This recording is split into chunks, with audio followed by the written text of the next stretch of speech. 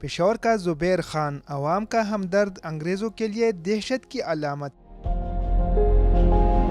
زبیر خان کا تعلق بڑبیر سے تھا۔ ایسا ہیرو تھا جو سرکاری قافلے لوٹ کر مال غریبوں میں تقسیم کرتا تھا، لیکن کبھی انگریز حکمرانوں کے ہاتھ نہ لگا۔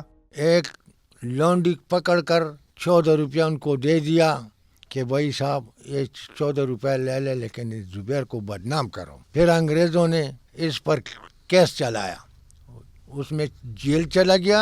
برطانوی حکومت عوامی حمایت کی بدولت زبیر خان کو قابو میں ناکام رہی تو اسے بدنام کرنے کے لیے خمارہ نامی طوائف کی خدمات حاصل کی۔ خمارہ نے 21 ستمبر 1935 کو زبیر کے خلاف زنا بالجبر کا مقدمہ درج کرایا۔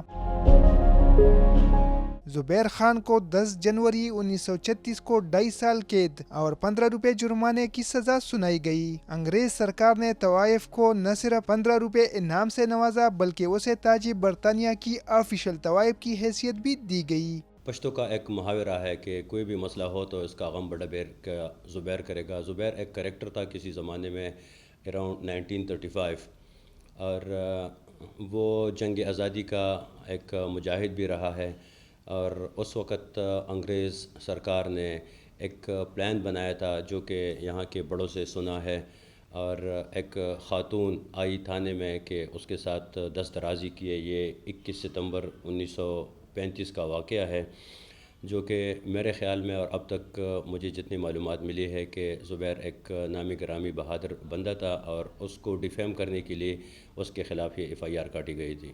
خمارہ کیس کے بعد زبیر کے لیے اس وقت عوامی حمایت ختم ہو گئی، لیکن وہ آج بھی پشتونوں میں ایک محاورے غم بئی د بڑبیر زبیر کبھی کی شکل سے زندہ ہے۔ کیمرہ مین دوست محمد کے ساتھ محمد علم زیب،